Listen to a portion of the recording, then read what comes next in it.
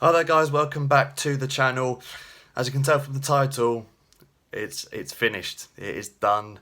Wan-Bissaka is going to be going to Manchester United. A fee has finally been agreed between the two sides. It's taken its time, and I think Palace have tried to hold out for as much as possible, of course, because he's one of our best players, and that's the right thing to do. But the news just coming out as I'm filming this, it was literally just a few minutes ago I saw it. A few sources have said that it's about £50 million that the fee has been agreed, which is good. That's what we wanted, 50 mil up front. Only downside is that apparently we were negotiating with Manchester United to have the 25% sell-on clause for Zaha removed as part of the Wan-Bissaka deal, and that would have been massive for us because obviously when Zaha does eventually go, he's going to go for a lot of money, and we want to keep that 25% that we would have lost to Man United, ideally. It's not going to be the case that we've not been able to agree that into the deal, which is a shame. That I think that's a bit of a blow, I think, because that would have made the deal a little bit sweeter. Of course, 50 mil for a right back at Crystal Palace. That you can't really complain on that front. I think a lot of fans are just going to be frustrated that we didn't try and hold out.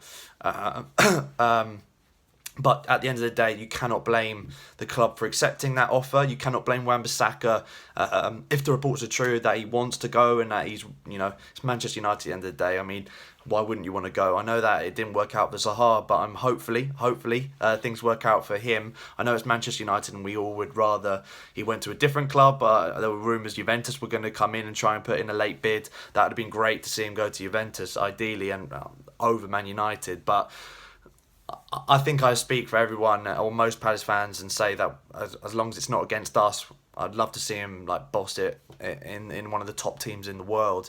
A Palace Academy graduate, an amazing debut season, and in just a year and a half, he's now on his way to Manchester. As you know, I was lucky enough to interview him as well earlier in the season, and so just a lovely guy, and I'm incredibly grateful to have that opportunity. And to have spoken to him about the season, etc.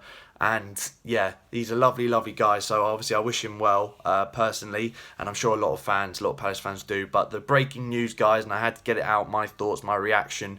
Wan-Bissaka, 50 mil agreed fee to Manchester United. About 80 to 90 grand a week is what it's looking like his contract will be. All I've got to say is best of luck to him. One of the best years I've seen from a player at Palace in terms of a debut season. I don't think I personally, maybe Zaha for his debut season was pretty epic. But just goes to show, Zaha and Wan-Bissaka are the two best players in our team, and both their debut seasons for the club were probably the best that I've ever seen in the time that I've supported Palace. I'd love to know your thoughts down below. Just how good was Wan-Bissaka's first debut season? I think the stats back him up. He's just an unbelievable player. So lucky to have watched him play for my club, but how I obviously gutted to see him go, but I'm also excited for him. This is an amazing move for him, and it's a chance to maybe at last see him in the England squad. We've been crying out for it all season, and maybe this sort of move is, what he needs to get into the England squad. And in terms of progressing your career, he's already at one of the best clubs in the world. I know they're in a slump, but United still have that that pulling factor, in my opinion, to players from Palace and those teams around us, and like mid-table to lower half teams. If you're going to get United coming in with a big bid for you, it's going to be foolish for the player not to want to go, and for the club to not accept something of 50 mil plus. So I think that all round, I think it's a deal that has worked for both parties. Of course, I'd want him to stay, of course, but 50 mil, that's incredible amount of money for a fullback, and hopefully the board, I know recruitment's been crap the last few seasons, but hopefully we can put that money into good use and get in a good replacement for Wan-Bissaka, and of course deal with the striker and cover in the wing positions that I think are the two positions we really need to address before the season starts in August. All I can say really is I just wish you the best of luck, Aaron. I know you're probably not watching this, but one of my favourite players, Palace players, for sure. One of my favourite Palace players I've ever seen. And I know it's only been one season, but it's just everything about him. The way he plays, his style of defending is something that I think everyone can get behind. And it really, it's like when someone putting in a crunching challenge is just something that gets people off their seats. And he's obviously one of the best, around doing that right now. So wish you the best of luck, Aaron. thank you for everything you did over the last year and a half. I know it's a short amount of time, but he obviously has put in a lot of work, a lot of effort to get to this stage of his career already in such a short amount of time. So onwards and upwards for him, onwards and upwards hopefully for Palace. Hopefully we can use this money well, as I said, and we'll see what happens. I apologise for the lack of videos in the last week or so, but transfer activity has been pretty poor. As you can see though, guys, obviously I've been tweeting out about Imperial Wolf FC. Be sure to follow them. Louis Beneventi from 100% Chelsea, it's his team. I am the goalkeeper of that team. We did play Arsenal Fan TV at the weekend. I'm not going to reveal the result just because I'm not sure if they